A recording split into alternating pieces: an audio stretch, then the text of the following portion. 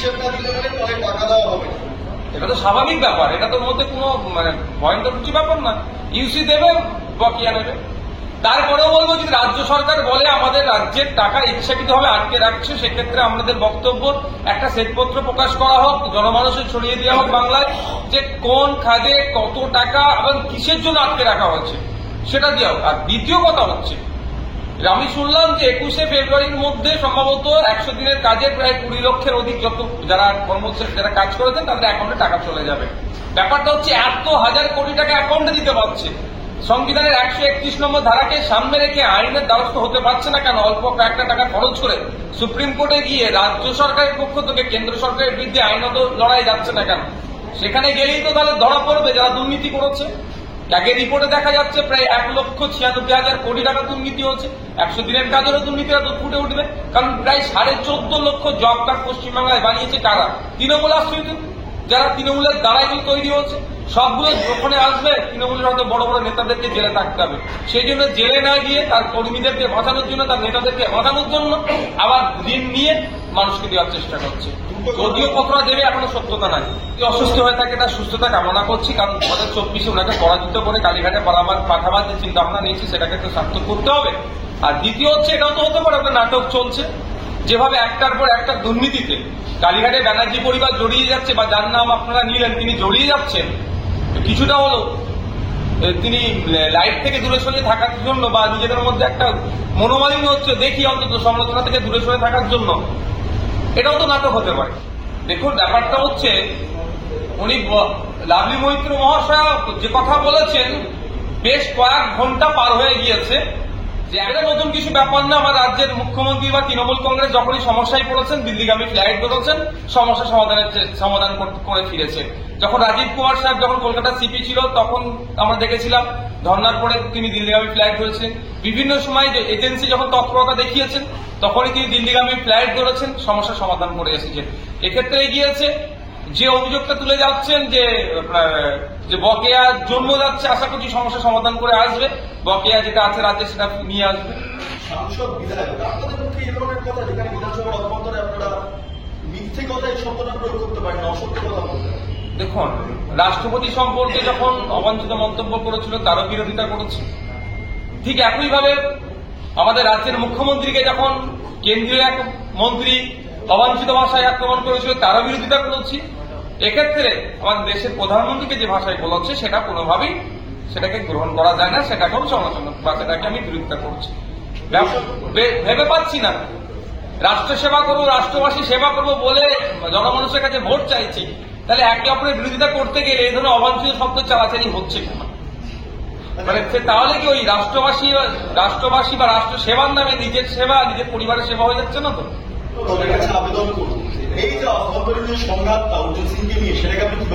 দেখুন, অভ্যন্তরীণ সংঘাত নয়, তাদের কে কতটা রেশিও মেনটেন করবে তার লড়াই চলছে। তবে একটা কথা, যদি তোলাবাজদের না বসানোর আবেদন করে তাহলে তো তৃণমূলের বুথ এজেন্ট খুঁজে পাওয়া যাবে না।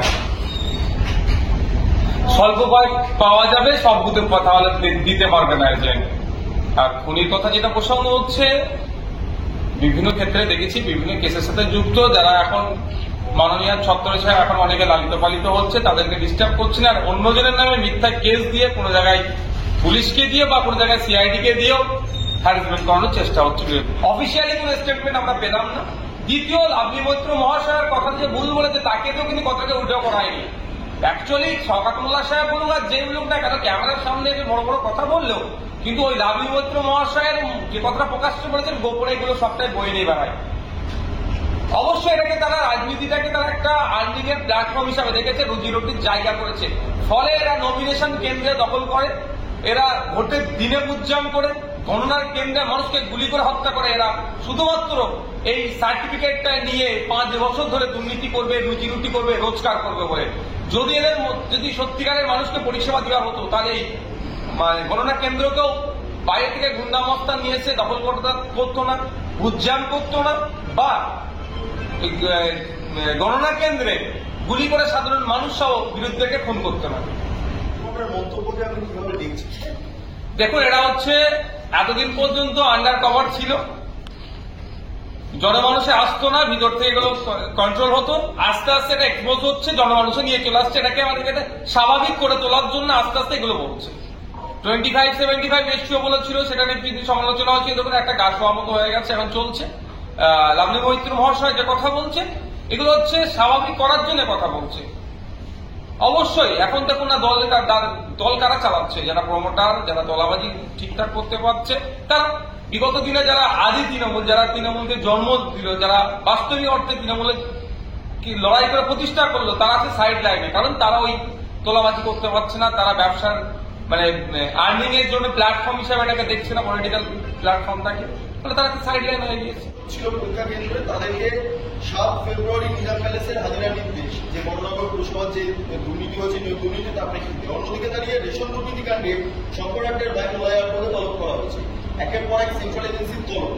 দেখুন ওই তারিফ পে তারিফ কোর্টের ভাষায় ছিল, এখন তলব পে তলব হচ্ছে। ব্যাপারটা হচ্ছে আমরা চাই দ্রুত যে দুর্নীতিগুলো হয়েছে সেগুলোকে তদন্ত প্রক্রিয়া শেষ করে কোর্টের কাছে চার্জশিট জমা করুক, কিন্তু হচ্ছে কোথায়? এই পৌরসভা নিয়োগ ক্ষেত্রে দীর্ঘদিন ধরে শুনে আসছি যে একে তলব হচ্ছে, ওখানে সার্চ হচ্ছে, এমন হচ্ছে, কিন্তু দুঃখের বিষয় নিটফল আমরা এখনো কিন্তু দেখতে পাচ্ছি না। আমরা চাই দ্রুত যারা পৌরসভাতে অবৈধ পন্থা অবলম্বন করে চাকরি পেয়েছে তাদেরকে বরখাস্ত করে তাদের বিরুদ্ধে আইনগত ব্যবস্থা গ্রহণ করা হোক এবং সাথে সাথে মেধার ভিত্তিতে সেখানে নিয়োগ হোক, কিন্তু হচ্ছে না। আমরা চাই এটা দ্রুত হোক। আর দ্বিতীয় হচ্ছে যেটা হচ্ছে রেশন দুর্নীতির ক্ষেত্রে শঙ্করাড্ডের বাইকে যে তলব করেছে, আমরা অপেক্ষায় আছি এই তদন্ত প্রক্রিয়া শেষ হবে কবে। কারণ আজ থেকে না 1 বছরের অধিক, প্রায় 2 বছর হতে যাচ্ছে যে শিক্ষক নিয়োগের দুর্নীতি চলছে, এই শিক্ষক নিয়োগের তদন্ত চলছে, কিন্তু আর কতদিন তদন্ত চলবে? এবার তদন্ত প্রক্রিয়াকে শেষ করে যারা অবৈধ পন্থায় চাকরি করেছে তাদেরকে বাতিল করে ন্যায্য যারা চাকরি পাওয়ার মেধাযুক্ত যারা, তাদেরকে চাকরির ব্যবস্থা করা হোক না। কিন্তু হচ্ছে না কোথায়? আজকে দেখুন আমাদের বিধানসভার সামনে SLST যারা এসে তারা আপনার বিক্ষোভ প্রদর্শন করছিল, কিন্তু কথা হচ্ছে তারা আজকে কোন লেভেলে পৌঁছাচ্ছে? কেউ 8 বছর, কেউ 7 বছর, কেউ 6 বছর, কেউ 10 বছর পরীক্ষা দিয়ে পাস করে বসে আছে, তাদের চাকরি হচ্ছে না। কেন হচ্ছে না? দুর্নীতি হয়েছে বলে। এই দুর্নীতিগুলো কবে যারা করলো তারা শাস্তি কবে পাবে, আর এরা কবে চাকরি পাবে? এর জন্য আমাদেরকে সকলকে এগিয়ে আসতে হবে, সকলকে একসাথে সোচ্চার হতে হবে।